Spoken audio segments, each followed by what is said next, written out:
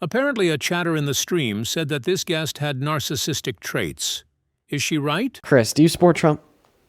Yes, I do, sir. Throw up in my mouth, Chris. Just kidding. I won't actually do that. I'm going to take a moment, thank a couple people, and the mic and the floor can be yours. Thank you so much for the $30 over on Super Chat. King Leo, thank you so much for that love, Leo. Let's get 300. Leo W's down below in that comment section. Leo with a 30 says, also, me and my family are veterans, and my son, who is in the Air Force, is celebrating his 20th birthday deployed in this Iran war. So this is personal to me. I cannot wait for the next election. Go out and vote, people. Please vote for Leo's son, for the sons and daughters in Iran, for the daughters, the girls killed at the elementary school. It is so important, and I'm so sorry to hear that, Leo. Thank you for the $30. Please show some very extra special love to Leo down below in that chat. Same thing to FamCam ASMR. Thank you for the $20, who says, making gas more expensive also makes it harder to save up for an EV. Good point, FamCam. Thank you for the $20. Show some love to FamCam down below in that comment section. I'd also like to thank Leo for another $30, who says, glad Trump is president. He's showing the true colors of the Republican Party, and supporters truly are. He's also showing the younger generation why it's so important to vote. Thank you for using your platform. Well, I wouldn't say the takeaway there is that we should be glad that he's president, but, that's the silver lining, right? He's getting more people to, get away from the GOP. Thank you so much for another $30, Leo. What is that, like $60 in total? Thank you so much for your support. Same thing to Kat. Thank you for the 20 Canadian dollars on Super Chat, who says, this virtue signaling that the U.S. brings freedom to others is disgusting. The Trump government is the villain here. You are not wanted to serve justice anywhere, buddy. Pump the brakes on self-proclaimed vigilantism, especially with the track record that we have going into the Middle East. We always just cause more death, carnage, and destruction. Same thing to Gail Star. Thank you for the $20 on Super Chat. Thank you guys so much for all the love and support. Gail Star says, hey, Dean, hope you've been great, but I disagree with your arguments on TS. Not only is it disgusting for men to be so obsessed with their sexual desires to the point that the only reality matters to them, it's sad. What were we talking about, Gail? Tell me what arguments I made that you disagree with. Thank you for the $20. Please do show some love to Gail down below in that comment section. We're all cut up over on Super Chat. On Venmo, thank you so much, Diana, for the $20 and the 26 cents, who says, for changing the MAGA minds. That is so fucking kind of you, Diana. Thank you, thank you, thank you. Mary with the $10 says, happy Monday, Dean. Just started my commute home and started your stream at the beginning, and I didn't miss the daily update. Thank you. Well, thank you, Mary. And I hope that you are enjoying and continue to enjoy today's stream. Shout out to you, Mary. And then, oh my God, Jay and Deborah. You motherfuckers. Jay and Deborah, show some love to the MVPs of the hour. Jay and Deborah in the chat, please.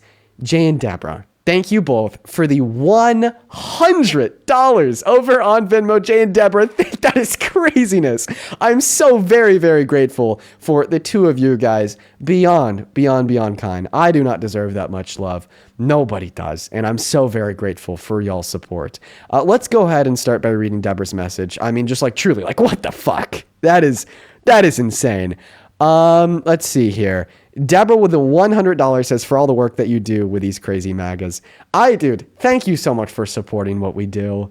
I hope that you're enjoying today's stream. Let's get 1,000 Deborah W's. And then Jay with $100 says, since episode 89, I'm still astounded with your mind and heart, not only displayed in your iconic debate arguments, but in your character as well. It is a singular privilege for me to support you the best that I can whenever I can. Love as always. Jay, you've been so beyond kind to me and Parker over the course of the last year. I'm so very grateful for you. Parker, so very grateful for you. And I'm still just so happy to know that you think that what we're doing here is good and that it's worth it and that it's changing minds. Show some love to Jay and Deborah down below. Thank you. Juan, thank you so much for the $10 over on Venmo. Appreciate you so much. Adriana, thank you for the $10 as well. You says, I absolutely hate Trump, but my boyfriend likes him. Every time I tell him all these things Trump has done, he says it's fake news and AI. Honestly, don't know what to do. He treats me great, but I don't know how he could support Trump and ICE. Why don't you try to get him up on the stream? I'll talk to him. Actually, that's what some other lady did. She got her pro-Trump boyfriend on the stream, and I was able to change his mind in less than 30 minutes. Thank you for the $10. Margaret, thank you for the $25. Who says, thank you. Glad you and your girlfriend are having a great vacation. From Margaret. Margaret, it's great to see you. Thank you for the $25 dono. Show some love to Margaret down below. Emily, thank you for the 8. Ashley, thank you for the 10, who says, MAGA only cares about Iranians' livelihood until it's our country harming them. They don't care. They don't give a shit. Thank you for the $10. And then Julia, thank you so much for the $10, who says, please never disappoint us. You are the future and a role model for this and future generations. Well, there's some things that I'll do sometimes that are disappointing, that will be disappointing. But I think it's just important for me to continue to Be very fair, be very reasonable, and be okay with being wrong sometimes. Being willing to hold myself accountable. Thank you for the $10. Over on PayPal, thank you so much for the $10. SJ, who says just sending a little bit of love. Hope that you all enjoyed yesterday. It was so fun. Good to see SJ. Let's get 100 W's for her down below. May, thank you for the $10. Who says these people support a P3DO and claim moral superiority. It's fucking terrifying. It's so fucking terrifying, May. It's so dystopian. Nancy, thank you for the 10 on PayPal. Who says you are so amazing. Thank you for working so hard. Take care. You too, Nancy. I'm happy that you're enjoying the stream. Thank you so much for the 10. And then Amanda, thank you for the 1. And then Arabella, thank you for the 3. And I think that we are all caught up. Wait, one more. Tyler, thank you for the $20 over on Super Chat, who says, I take care of adults with mental disabilities and have family who are also on the spectrum, so hearing Trump say these things absolutely disgusts me. He will launch an attack against anybody and everyone just because of how hateful of a man he is. Regardless if it's disabled people, women, black people, or immigrants. He has something new to say every day to be more and more hateful. I mean, look at his response to Mueller's death. Okay, Bob Mueller, he was ahead at the FBI, worked after 9/11 and worked on the Mueller report with Russian interference in the 2016 election. And well, what happened when he died? Donald Trump went on Truth Social and said, I'm happy he's dead. You know, the world's better off without him. Calling for the execution of Democrats too, like the 7 treasonous traitors in Congress who he argued should be sentenced to death just because they reminded members of our military to abide by their oath and to not follow any unlawful orders if they're given. He hates Democrats. He thinks that they're the greatest enemy. He thinks that they should die. He celebrates it when they do. Completely disgusting, completely beneath the Oval Office. No clue how people still support him, but let's try to figure out. Take it away, Chris. How the hell do you still support the worst president of your life, Donald Trump? Well, ultimately, Dean, I think he's the best president in U.S. history, and the reason for that is pretty simple. Starting with point number 1, he can't be bought. He's ultimately the manager of a huge war chest, and corporations themselves have tried to push Trump around, and you can see the proof of this, that he's pushed back against them. There's a little bit of a diametric pressure between old school GOP and MAGA. Can you show us that proof? Can I just finish, Dean? I'm sorry. Sure. There's a pressure between the GOP and MAGA because MAGA basically controls the base, and the old school GOP is more institutionalized with the big businesses. And, you know, if you look at people like Mitch McConnell and the old school rhinos, they have pushed up against Trump with frustration. And then you can see, for proof, you know, the press secretary, she's taken jabs at the GOP multiple times during press conferences. And basically, I think Trump is just somebody that can't be bought by corporations. And that's one of the things I like about him. He has taken money from large donors, but ultimately it's the lesser of two evils. If you look at Harris, her campaign, I mean, $176 million, and a lot of that, 60% was from, you know, grassroots, but 40% was from large businesses. And so I think the lesser of two evils of being able to be bought is Donald J. Trump, and that's one of the main reasons I like him. Okay. All right. Yeah, I completely disagree, clearly. A lot of people like to say, well, because he already has so much money, he doesn't need more money, therefore he can't be bought. But that doesn't follow. Billionaires love money, or else they wouldn't be working anymore. Like, honestly, if you're able to make like $40 million and you're still working after you make $40 million, you just want more money to have more money. And that same trend is really true for billionaires. So for people like Donald Trump, yeah, he did take $250 million from AIPAC because he's willing to sell out to Israel because he wants more money. You know, yeah, he did give pardons to the CEO of some crypto exchange in turn for future vesting in his own crypto projects because he's willing to sell out. He wants more money. But honestly here, regardless of what's influencing Donald Trump's actions, if it's some third party, if it's some foreign nation, if it's a corporation, or you're right, he can't be bought and it's just himself, well, his actions are still perverse. His actions are still immoral. His actions are still anti-American, and his actions are still inevitably bad for you and me. So you're saying his actions are still bad for you and me. Can you name one policy that Trump passed that benefited large corporations and not the people? Benefited large corporations and not the people? Yeah. Sure. Yeah, the Big Beautiful Bill, according to the Center on Budget and Policy Priorities, the Big Beautiful Bill reduces the purchasing power of the average American making at or under $51,000 per year, while cutting the corporate tax rate from 25% to 1% and giving the top 1% an average return of around 3% per year on top of what they're already getting, which is clearly an example of a form of wealth redistribution from the low class to the top 1%. And the way, and not to mention that it's also the most expensive bill in American history because of those massive tax cuts and breaks for the corporations, tax cuts for the top 1%, that he wants to try to offset that cost by, like, for instance, permanently taking health care away from 10 million low-income Americans and then defunding Medicaid by $900 billion. That's an example. Well, some of your statistics are off. He didn't defund Medicaid. He put in work requirements in the Big Beautiful Bill. That's a big difference. It's not intellectually honest to say that he gutted or cut Medicaid. It's intellectually honest to say that they put in work requirements for able-bodied Americans. And I agree with that because we're not a socialist country that gives able-bodied Americans who can work free health care. I think that we should give essential social programs to people that need them, even if they're not working. Well, that's not the American way. That would be socialism, dude. I actually think that is the American way. I could give you an example. Yeah, please. Roads, firefighters, and policemen. Those are essential social programs that are available to those that need it, even if they don't work. Law enforcement is technically the stick for the Justice Department. That's not a social program. It's the application of de jure law.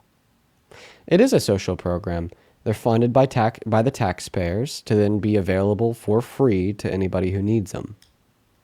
Dean, it's a job. They are providing a service to the United States of America. The same way that healthcare professionals provide a service to the United States of America. And that service would be to make people happier, healthier, and live longer. So in turn, they'd be at a higher propensity to work, and they could refocus more of their time on what matters, like getting an education or providing high-quality parental guidance to their children. But still, there's a major flaw in your argument. If we provide health care to able-bodied workers, the U.S. isn't getting anything in return for giving them free health care, but a police officer, a firefighter, is providing a service to the United States of America in exchange for a dollar. I mean, you cannot say that police officers and firefighters are a social program. I think that's a stretch. What do you take a social program to be? Like Venezuela, government-run grocery stores. Okay, so if the government's not running hospitals, but just simply paying for the coverage of the constituents that use the resources from said private hospital, like, then healthcare is not a social program? It's not supposed to be a social program. So yeah, I guess it wouldn't be a social program. Apparently, Medicaid's not a social program, according to you. But you know what would be a social program under that definition, because it's government run, would actually be the police forces. They're completely public, completely government run. Therefore, they're a social program. That's not a social program, Dean. That's literally a police officer providing a service in exchange for money. Yeah, money from whom? From the state government. Or the federal government. And where does that money come from? From the federal government. And where does the federal government get that money from? Sir, I understand your line of thought. Right? I understand your line of thought, but when we give money to able-bodied... How about this? Do you think it's fair to define a social program as a program that is funded by taxes? No, absolutely not, because you're comparing... Yeah, this is a huge logical fallacy. You're comparing two... Okay. Unlike, I mean, this is ridiculous. You say that somebody... You're saying that somebody... Well, then you have to redefine what a social program is. Try again. Define what a social program is. Well, you could call Medicaid a social program. I don't want an example. I want a definition. Define social program. Define that phrase. I've never thought about that. So Take a second, think about it. a social program would ultimately be a service that the government provides to the people for free. Chris, do I need to do the whole dot connecting thing? You're defining a social program as a service that the government provides to the people for free. The government provides the service of law enforcement to the people for free. But the government is receiving safety in return. So The government also benefits. Program. So you're saying if the government also benefits from the social program, then the social program is not a social program. But that's not the case, because your definition of what a social program is a service that's provided to the people by the government for free, regardless of the government benefits or not. And by the way, the government benefits from a lot of various social programs like food stamps and Medicaid. The government benefits. So the government benefiting from a social program doesn't mean that the program's not a program. But if you just give me a moment to compare a social program by my definition. You could tell me why your definition of a social program wouldn't apply to cops. Once again, you define a social program as a service that the government provides to the people for free. Police officers, they're a service that the government provides to the people for free. You tried to argue that it's not a social program because it also benefits the government. But when I asked you to define what a social program is, you never said, unless it benefits the government, then it's no longer a social program. You said that a social program is a service that is provided by the government to their constituents for free, regardless if it does or does not benefit them. But this is a huge logical fallacy, because ultimately a social program like Medicare or Medicaid is helping out the elderly and the sick, and they're not receiving anything in return. When the government pays a police officer or firefighter, two entities benefit from it: American citizens and the government. So it's an exchange of services, and that would be capitalism, not socialism. There's an exchange of services there.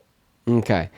Well, first and foremost, you're kind of now deviating from the claim that, in accordance with your definition of what a social program is and what my definition of a social program is, both the police and Medicaid would be a social program. And now you're just saying, well, regardless if, they're social programs or not, our government does benefit from the police, but doesn't benefit from things like Medicaid. And that's not true. Medicaid does benefit our government, does benefit the country, because A, it reduces unemployment, because now there's more people that can get a job and not have to suffer with chronic illness. B, it extends people's lifespans. The longer that people stay alive, the longer that they can still pay taxes. And C, it increases general qualities of life, healthiness, and happiness. When people are healthier, when people are happier, when people live longer, things are better off. When things are better off, the government's more productive. Okay, I can agree with that. That makes sense. But I want to propose a question to you. Would you like to see the U.S. government give everybody free health care? Would I like to see the U.S. government give everyone free health care? Yeah, I would. But this isn't a debate on universal health care. This is strictly a debate on should Medicaid be given to low-income Americans that can work and that aren't working. Right? Because remember, we're talking about the big, beautiful bill. Right. And the big, beautiful bill, I still align, and I'm not going to move my posture on my belief system that it's good that they cut out people who could have jobs and provide for their families. Do you think that people who can work that don't work should be able to access the cops? Yes, because it's ingrained in the social contract between citizen and government that the government is going to protect you as a tax-paying citizen. Well, remember, they're not a taxpayer because they're unemployed. At some point in every adult's life, if they have worked, they have paid taxes. Okay. So then we could just say the same thing about people on Medicaid.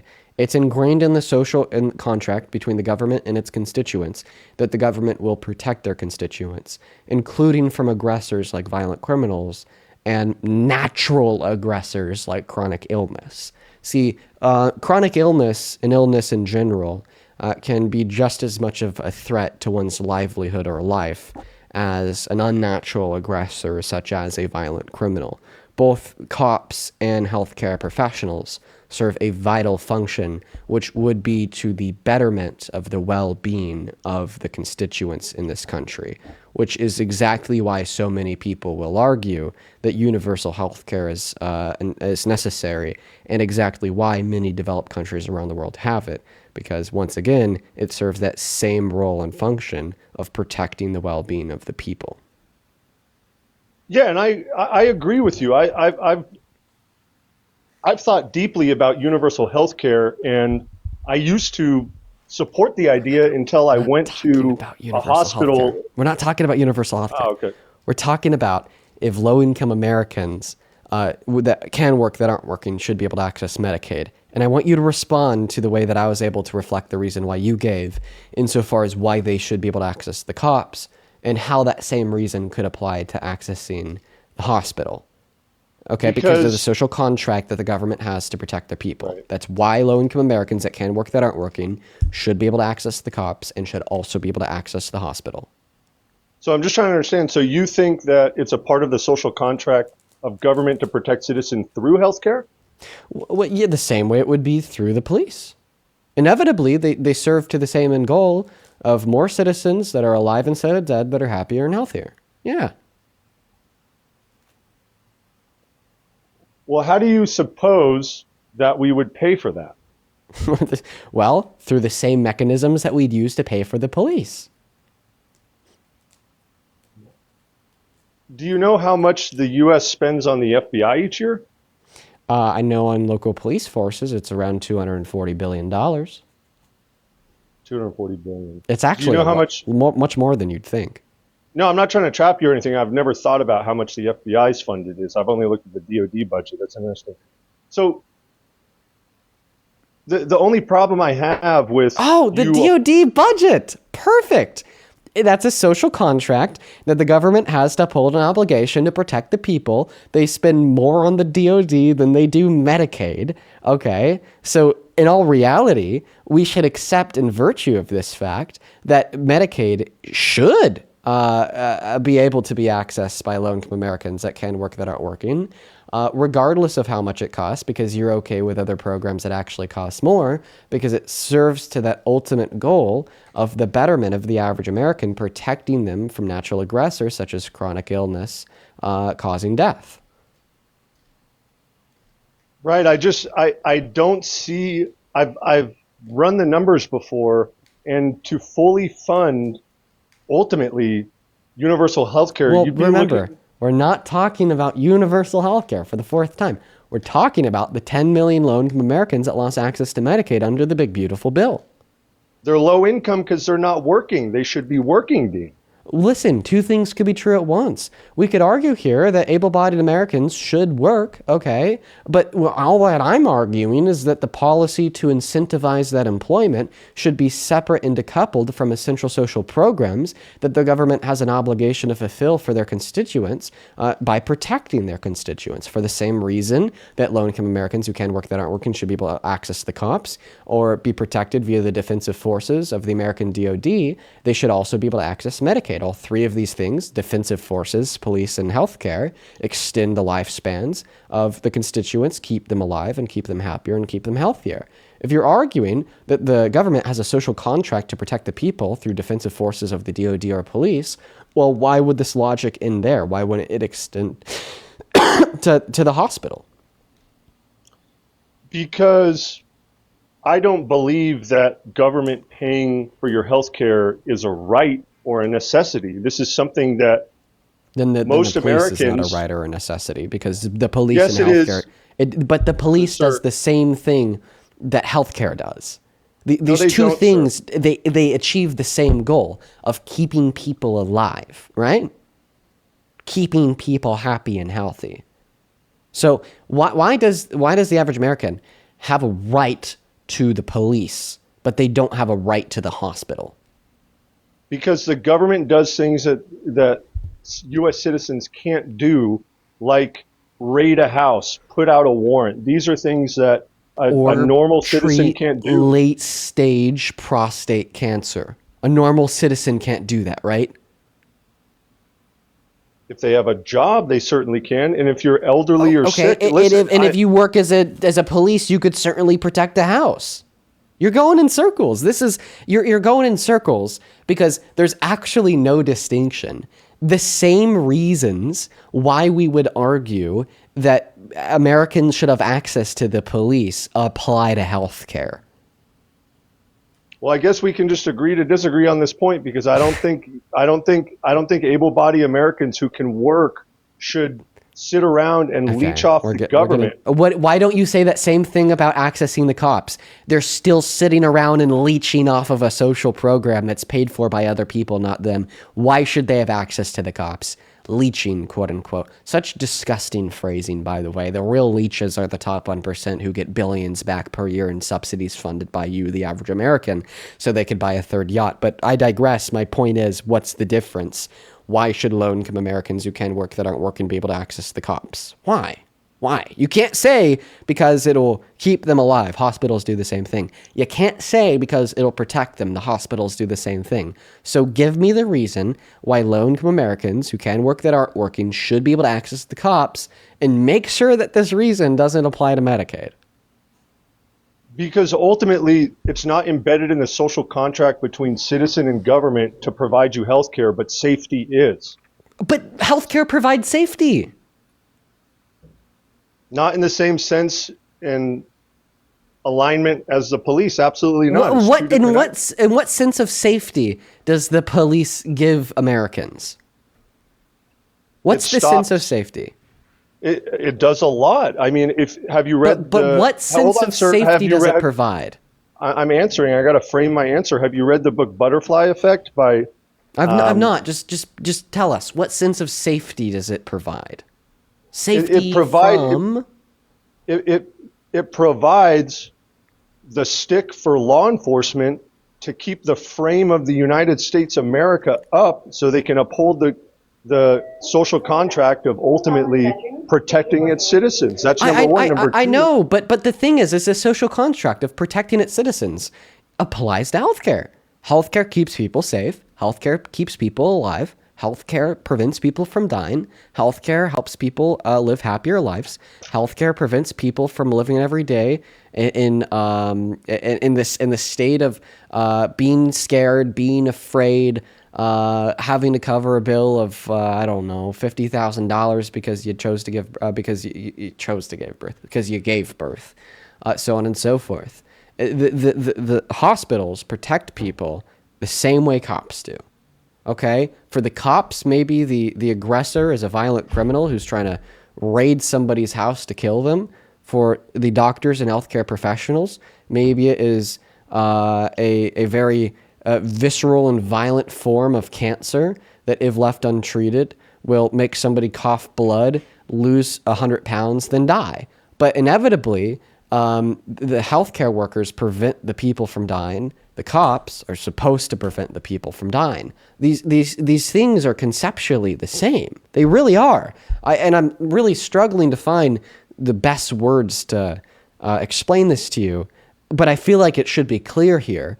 Anybody should be able to understand that your well-being is idealistically benefited by LEOs, the same way that your well-being is idealistically benefited by medical health professionals. Your life is idealistically could be saved by LEOs, the same way that your life idealistically could be saved by medical health professionals.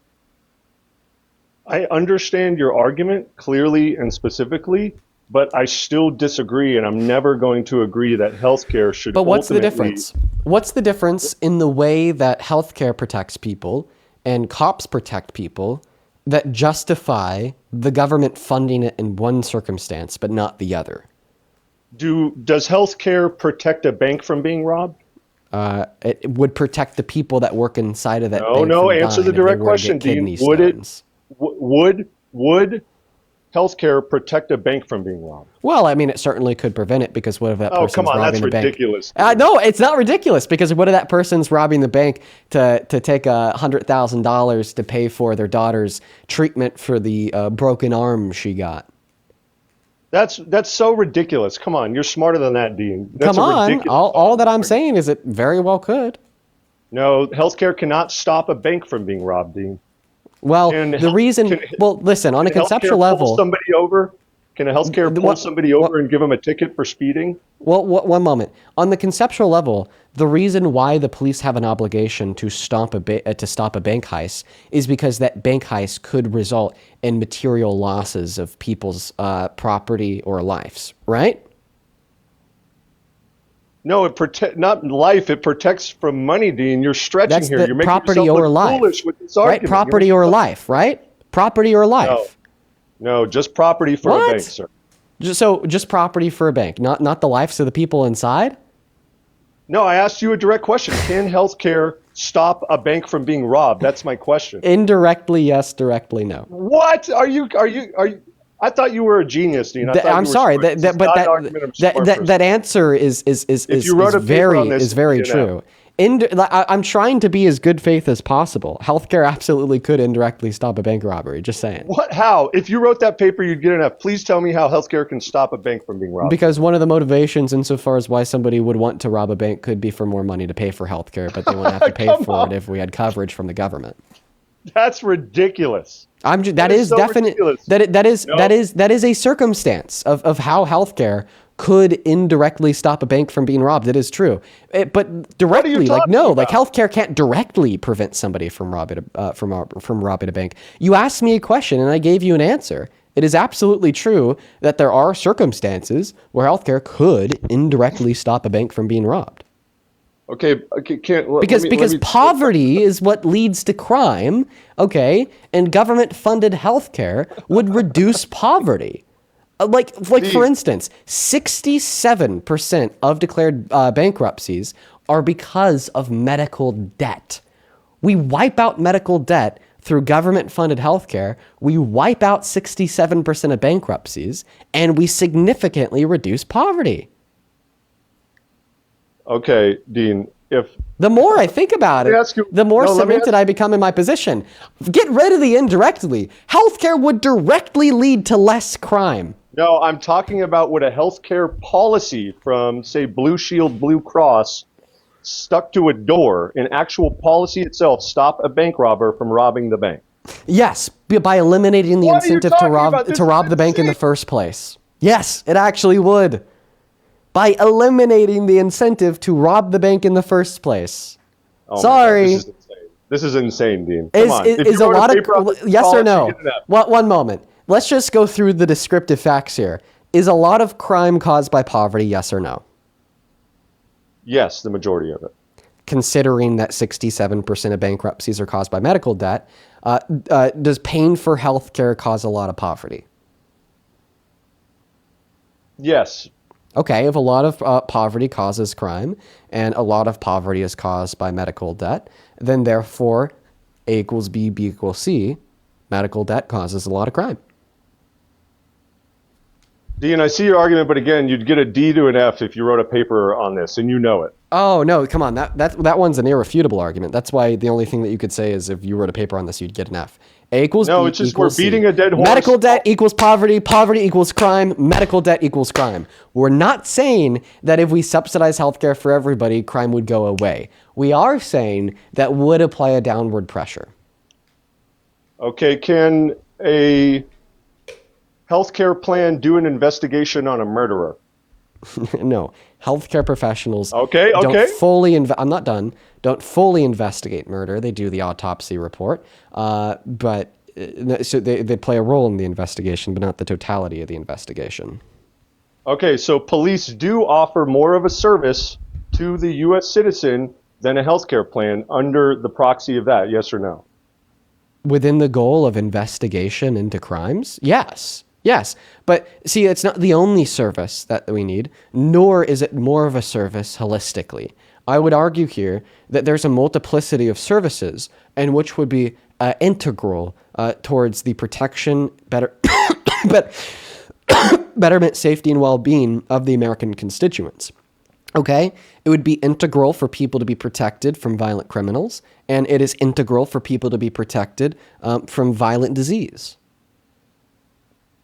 I just want somebody to clip this that Dean is saying that a healthcare insurance plan can stop a robbery and have involvement in some sort of investigation. Yeah, that claim is just descriptively true. It absolutely can stop a robbery. If you were to change that statement to will stop all robberies, it would be false. But it absolutely could stop a robbery by eliminating the incentive for some robberies in the first place by reducing poverty. Okay, can a healthcare plan jump out of a helicopter and catch a bad guy? Healthcare plans cannot jump out of helicopters and catch bad guys. Okay, so we're getting somewhere with this. So police do have a much different service towards the American citizen in the social fabric of the contract between citizen and government. Yeah, a different service that serves the same goal. You just admitted. A different service that serves the same goal. Why do police have an obligation to jump out of a helicopter to catch a bad guy? Because if they don't catch the bad guy, that bad guy could hurt people, right? No, maybe he wants to rob a bank. Okay, yeah, and why is it bad to rob banks? Because it could hurt people, right? No, because it's taking property that's not yours. That's yeah, why but it's taking wrong. property from somebody else is hurting that person, right? No, when you go to court for robbing a bank, Dude, they say come on. We're speaking. with- We're talking about this on like a very conceptual level. Okay, crime bad because it hurts people. No, a lot of crime doesn't hurt people. It hurts institutions. Okay, but institutions are what? Comprised of people. The only reason why institutions matter are because of the people in which comprise the institutions, right? I mean, okay, I will admit your argument has small linkages, but it's very weak. Right? No, can you answer that question? Like, ultimately, the only reason why institutions matter is because of the fact that it is people in which comprise institutions, right? Okay, when you're yes or no, charged, can you answer the question? No, sir. I want a yes or no. Are the only reasons why institutions matter is because it is people in which comprise the institutions, and the institutions are idealistically supposed to help people? Yes or no, right or wrong? Yes. Okay, so then ultimately the reason why crime is bad is because crime hurts people. I really can't believe someone as smart as you is making this argument. We're stating a very simple fact here, right? Like no, everything can be reduced. Like the moral obligations that a state has to uphold in respect to their constituents' positive or negative rights / entitlements would be towards the ultimate betterment of one's well-being. And ultimately, if we're ever able to identify an obligation that the state has to uphold to the people via an entitlement of police, LEOs, so on and so forth, it's because we believe that if we were not to provide said service, that the people would be hurt. The people would be worse off. Okay? That's like the foundation for these obligations. It's a foundation for a state in the first place. You know, the reason why a lot of people argue for the existence of states is because we believe that they serve the core function of protecting the negative rights of the constituents of said state and could uphold positive entitlements to the betterment of the people. So when we are asking ourselves here, what's the necessity of a criminal justice system? What's the necessity of law enforcement? Well, ultimately, that necessity can be found rooted within an idealistic betterment of the well-being of the people.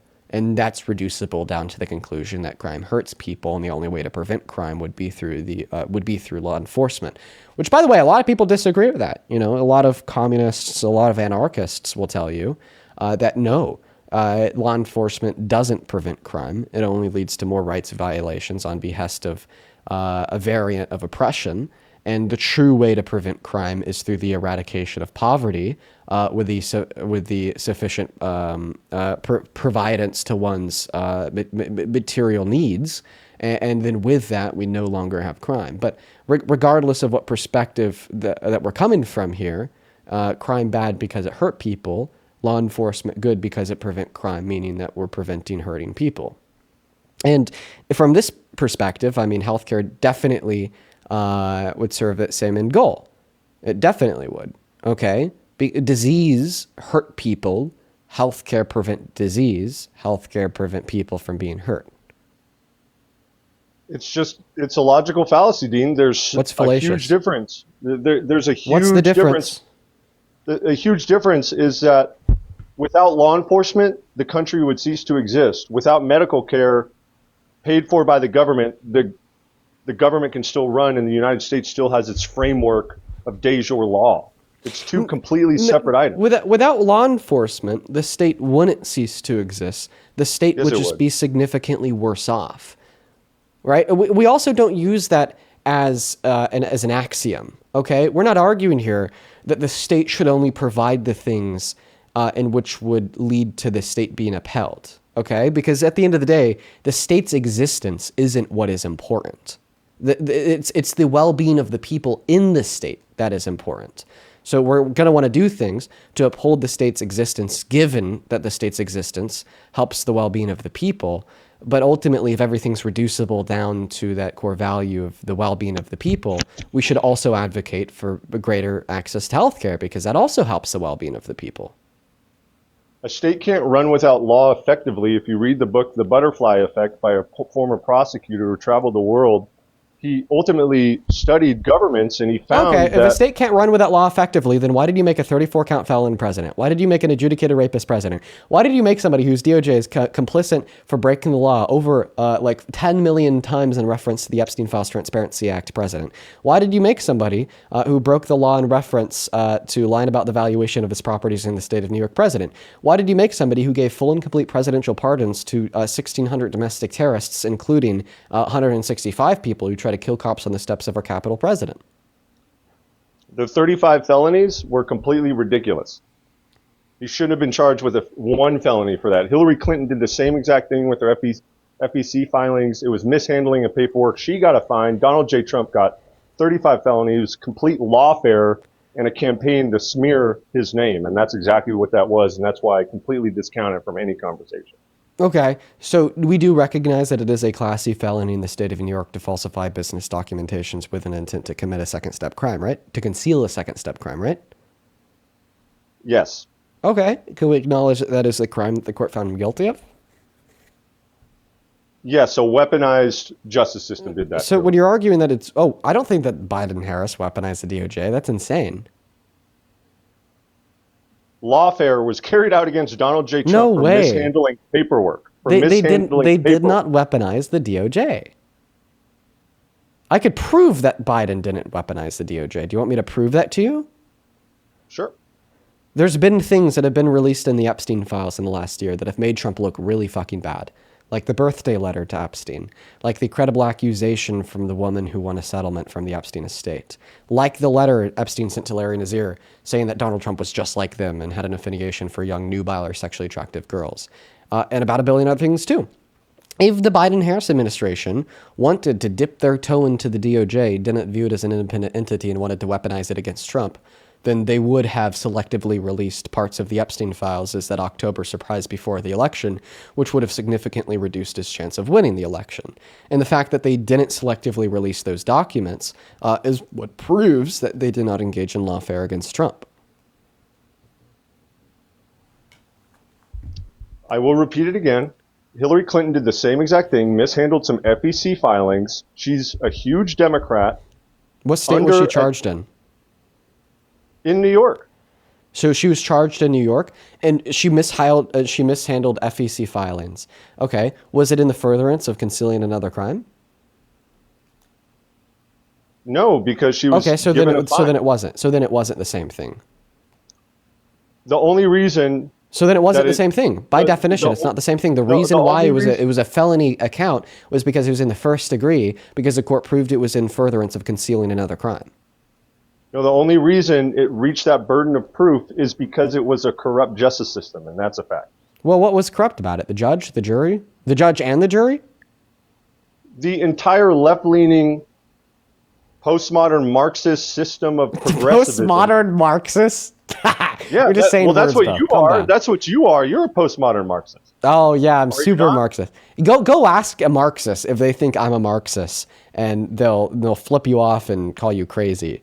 They'll see, no, he's a fucking center-right liberal. That's what the Marxists will say about me. But anyways, to get back to what I was saying, all right, you're now just spamming words because you lost the debate. I'm not spamming words. Yes, And what was corrupt you about actually- it? Show me the Dean- corruption. Show me the corruption. What was corrupt about his 34 felony convictions?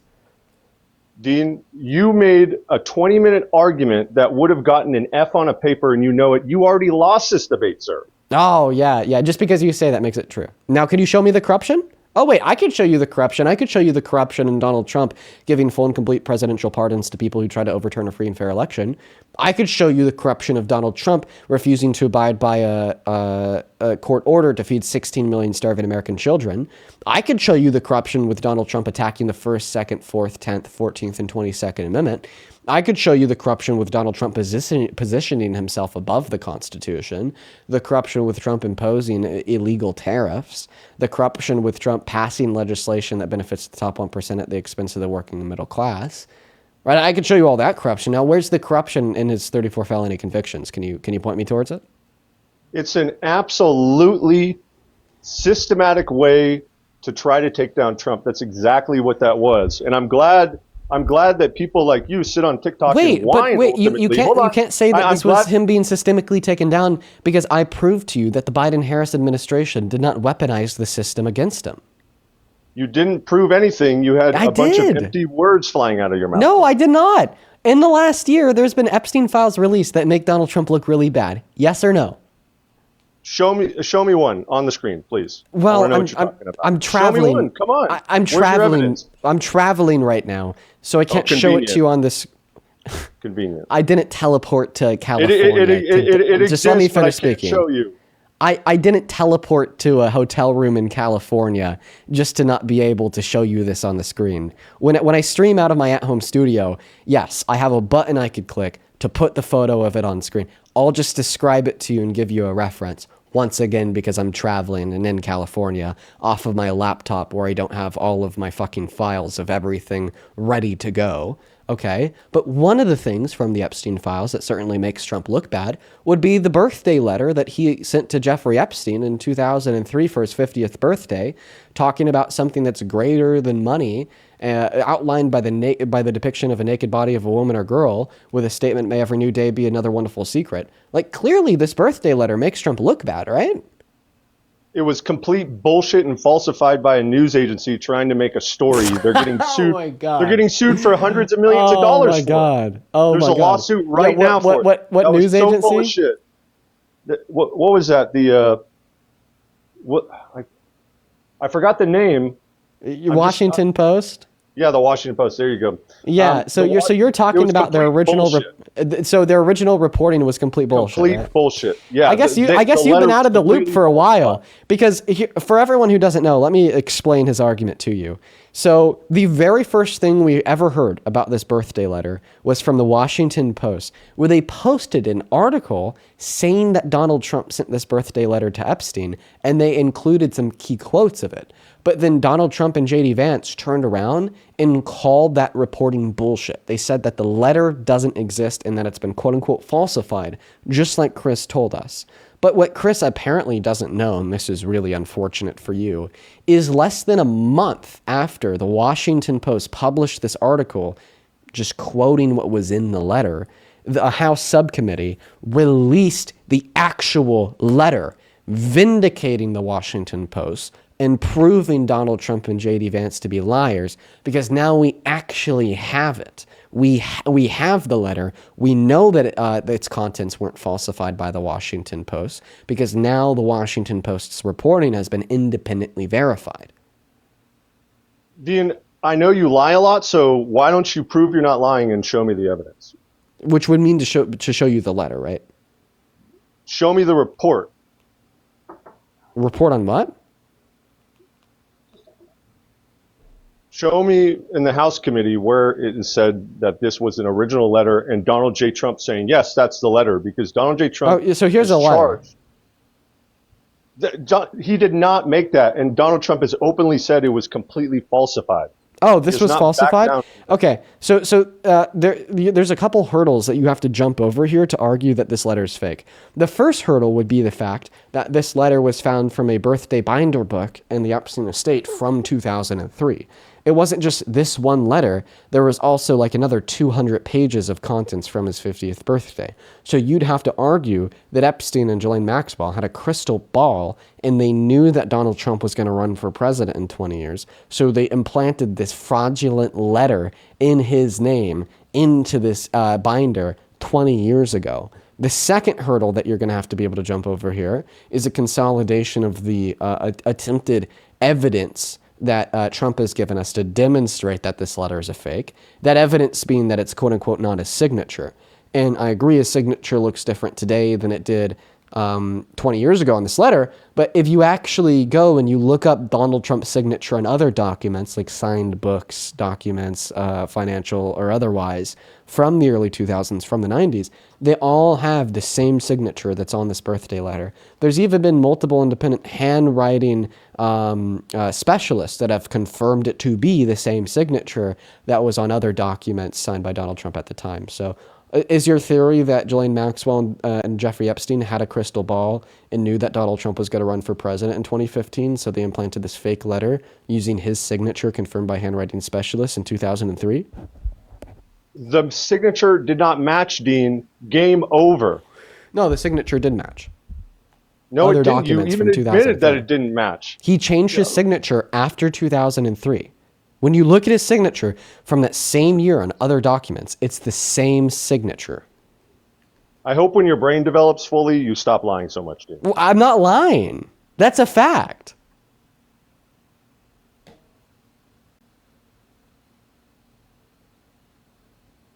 Prove it wrong. It's not a fact. Look at the signature. Okay, let's prove that. And show me one email or one letter where Donald J. Trump ever spoke like that. It's completely falsified. We're talking about the It's made up signature. Don't for pivot. sure. I want you to prove Talking me about wrong. the I want you entire to. letter now. Oh yeah, look at this. Oh, this is great.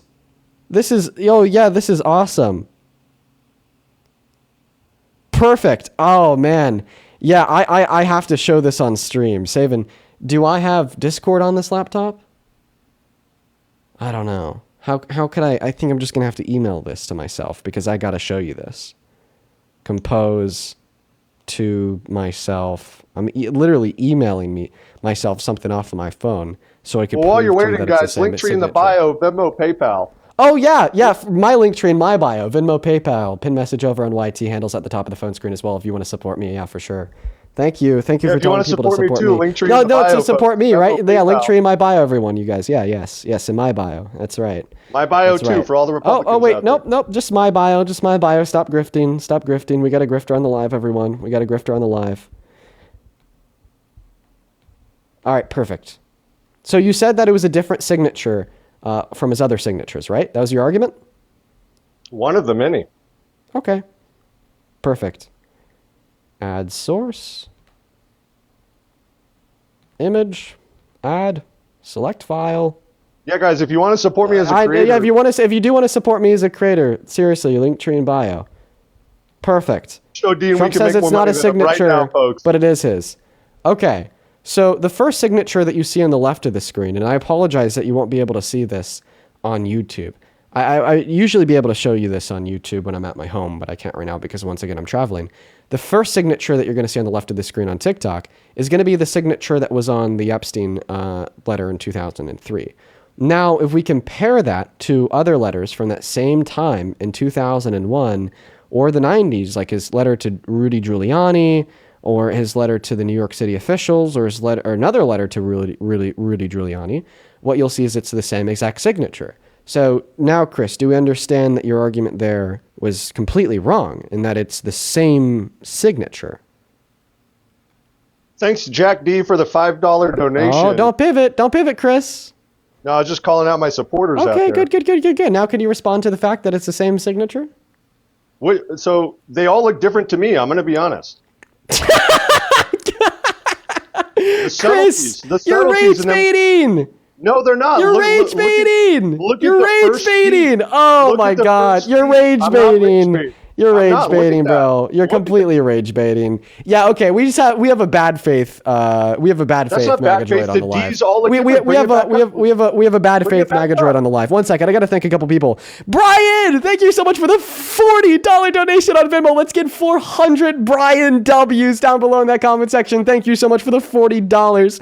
Brian with the $40 says, love watching you absolutely in your element. It was like watching one of my relatives get completely roasted. Good job, Dean. You've done great. Thank you. Thank you so much for the support, Brian. That is very, very kind of you. Let's get 400 Brian W's down below. Andrew, thank you for the $10. She says, you won't see this in time, but ask him to define Marxist. Ooh, I actually might be able to ask him that question. Thank you for the $10, Andrew. Why don't we do that right now? Oh, he went on pause to Google it. Define Marxist. You know what? Just define communism. Chris, come off mute. Define communism. Thanks, Come on, Naomi, buddy. for the $20. Nope. Define Naomi. communism. Define communism. You guys are blowing. Let's blow this guy out of the water with donations. Let's do it. Yeah, good luck, Marxist. buddy. Good fucking luck. But, you know, go ahead. As I used communism. as I used postmodern Marxism, I was thinking about the philosophical thought of Marxism, where it's absent of any belief in a higher power, and they think that they're the highest intelligence. And so I was talking about the philosophical. So you just think that the phrase Marxist is identical to the phrase atheist? No, I think that the Well, way you just that I define was. postmodern Marxist is a lack of a belief in a higher power. Is that not just the affirmation of atheism? No, but from the core of Marxism, they don't believe in anything but themselves, and they think that they're the highest intelligence of the universe, and that's the way that I was using it at the time. Okay, so atheists who don't believe in aliens are Marxists?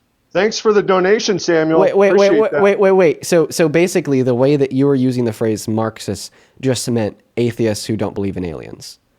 Because if the atheist worldview was true and aliens didn't exist, then humanity would be that of the highest intelligence in the universe, right? So when you said, can you answer my question? Why is he not answering my question, bro? Answer my fucking question. So when you said Marxist, what you meant was atheists who don't believe in aliens, right? Chris? What? So when you said Marxist, you just meant atheists who don't believe in aliens? No, that's not what I meant. That is what you meant, because you just described Marxism to mean the belief that we are of the highest level of intelligence in the universe. Okay, well, it's necessarily true given that atheism is true and given that aliens don't exist, that humans are of the highest level of intelligence in the universe. He's making donations up because he's too scared to legitimately engage in the dialogue. I wish I could show you my screen. People are really donating. Just respond to what I said, please. No, I already. You're not going to respond to it? Because you lost the debate. Because you got fried, right, Chris? Just because you say I got fried doesn't mean I got fried. Well, then go ahead and respond to the argument. The mic and the floor is yours, but it doesn't seem like you can. Once again, the argument is, when you said Marxist, apparently all that you meant was, I'm not crashing at all. I'm not crashing at all. In fact, I'm just getting excited because of how hard I'm shitting on you. So once again, he can't respond, guys. He legitimately can't respond. Chris, you're cooked. Once again, here's the argument that I want you to respond to. Shout outs to all the donations right now. Dude, he wants me to kick him. He wants me to kick him because he knows that he's lost the debate. Once again, the point that you lost on, because you can't respond to it, is that you used the word Marxist to describe the phrase atheists who don't believe in aliens. Because once again, I asked you what the definition of Marxist is. Oh my God, Alex, with $100, Alex. Let's show Dean that we can make more money than him right now. $100 from Alex. I love you. Thank you. Are you interested in debating at all? Well, you're the one who does shout outs all the time. What's wrong with a guest making a few bucks? Okay, but are you interested in debating? Are you interested in responding to the argument? I am, but I'm also interested in showing the can you respond to the argument, please? I already told you in the philosophical sense that I meant. Here's the argument I want you to respond to. You said the way that you were using the phrase Marxist was to describe somebody who believes they are of the highest level of intelligence in the universe. Okay? Yes. But being of the highest level of intelligence in the universe just means that you're an atheist who doesn't believe in aliens. Because therefore it would be descriptively true under that view that humanity is of the highest level of intelligence in the universe. So in other words, when you said Marxist, all that you were describing is atheists who don't believe in aliens. Do you believe in aliens? Why are you asking me an irrelevant question? You're asking me an irrelevant question. That's why. No, I didn't ask a question. I made a statement. I described your argument to be bullshit. Because earlier when you said Marxists, all you meant was atheists who don't believe in aliens. I can't believe Alex and $100. No, respond, Chris. Come on, actually respond. Come on, engage. Engage. I'm Engage. loving this live. Chris, Let me engage. Come on, buddy. Let me No, engage stop the chat. running. No, stop running, Chris. Actually engage in the argument. What are you doing? This is so embarrassing for you. By the way, this guy hosts his own lives. He's like the Maga Dean Withers. At least he's one of them, right? He goes on TikTok. He hosts his lives. He does debates. And this is so embarrassing for him. He's getting shit on so hard, he legitimately can't respond to the argument and is retreating back to like thanking donors. Come on, dude. Respond to the argument. When you said Marcus, all you meant was atheists who don't believe in aliens, right? What am I going to buy with the $100, Steve? He can't do it. He actually can't do it. Is this like complete defeat? Is this what complete defeat looks like, Chris? Link tree in the bio, folks. It is complete defeat. It's complete defeat. He's actually defeated. He's actually defeated. All right. I've broke you. I've completely defeated you. You are a dog that is rolled over. And with that, let's go ahead and thank a couple donors. Thank you so much, Catherine, for the $20 donation over on PayPal. Let's get 200 Catherine W's down below. Thank you so much for the love and support, Catherine. Catherine says, contributing to your therapy fund. Thank you, Catherine. Thank you so much for the $20 as well. Who says, it's fascinating to watch you unravel a propagandized mind in real time. We all watch this guest follow all the logical steps and failing. I know, right? We completely unraveled his mind. It actually is rather fascinating. Thank you for the $20. Yes, listen to him. My link tree is in my bio. I'd also like to thank Mike for the $5 on PayPal. Alex, thank you for the $10. Who says, didn't Trump claim that he would sue over their birthday letter because he didn't, because he knew that it would lead to discovery? I think he actually did launch that lawsuit. It's just not going anywhere. Thank you so much for the $10, Alex. Jamie, thank you for the $10 as well. Who says, conservative woman who can't stand Trump and wanted to make a point on the law enforcement is a social program debate you had. Okay, I'll take a look at your point, and thank you for the $10, Jamie. Joseph, thank you so much for the $50 on PayPal. Holy shit. Show some love to Joseph down below in that chat for the $50 donation. Thank you so much for the love, man. Show some massive love to Joseph down below. I really appreciate you. One moment. Stop grifting. Joseph with a 50 says, universal healthcare would save the U.S. $500 million a year. It would help veterans who struggle with PTSD. And last time I checked, would keep people alive. No, we absolutely do need universal healthcare, Joseph. Thank you for the $50. Let's see, Anon, thank you for the $2. Malia with the $5. Nicholas, thank you for the $15. He says, can a cop stop a breakout of fatal illness that can be spread? Can a cop administer necessary vaccines to keep that from happening? No, healthcare is instrumental to the success of a nation. Thank you for the $15, Nicholas. Natalie, thank you for the $5. And then Natisha, thank you so much for the $33 over on PayPal. Just saying that this guy was making a false equivalence. No, absolutely. Thank you so much for the $33, Natisha. Show some love to Natisha down below. Sarah, thank you for the $10 on PayPal. Who says that the behaviors of police and healthcare professionals are functionally equivalent because they keep people alive and they keep people safe. Yes, absolutely, Sarah. And then Brian, thank you so much for the $20 on PayPal, who says you're much too educated for all these Dunning-Krugers. They wouldn't know a fact if it shot him in the ear. Damn, Brian. Thank you for the $20, dude. Show some love to Brian down below in that chat for the 20. Same thing to Daniela, who says, thank you for being a voice in my home, helping me educate my 10-year-old daughter. Oh, thank you so much for sharing that with me, Daniela. I'm happy that we could help keep your daughter educated. Thank you for the $10. I'm happy that there's something positive being taken away from the stream. Thomas, thank you for the $5. Brock, thank you for the $5. Then Victoria with the 3. And then Kirian, thank you so much for the $10. Thank you so much. Then Amanda, thank you so much for the $25 donation on PayPal. Let's get 250 Amanda W's. I'm very, very grateful for you. Thank you so much for that support and love, Amanda. You are completely fucking awesome. Awesome. Show some love to Amanda, as well as Jacob. Thank you so much for the $5 on PayPal, who says, don't ever disrespect yourself by calling him the Maga Dean Withers. Yeah, I was just like trying to think of a way to describe like what he does. Like, he goes live every day, he does debates, so on and so forth. But we all know that when I say Maga Dean Withers, all that I really mean is just some dumbass who, unlike myself, who gets on live to disseminate propaganda compared to legitimate Thanks for education. the $25, Jack. I appreciate it, sir. We're up to 160. As well as Milo, thank you for the 1 penny on PayPal. We are all caught up on PayPal. Thank you guys so much for all the love and support. I do want to quickly catch up on Venmo, but let's go to get that next guest loaded up in here in the meantime. I'm just going to be pretty brutally honest here. I did just kick that last guest, everybody. He wasn't here for a debate. I've actually never seen that happen before, where they're so defeated, they just can't even try to give a counter argument.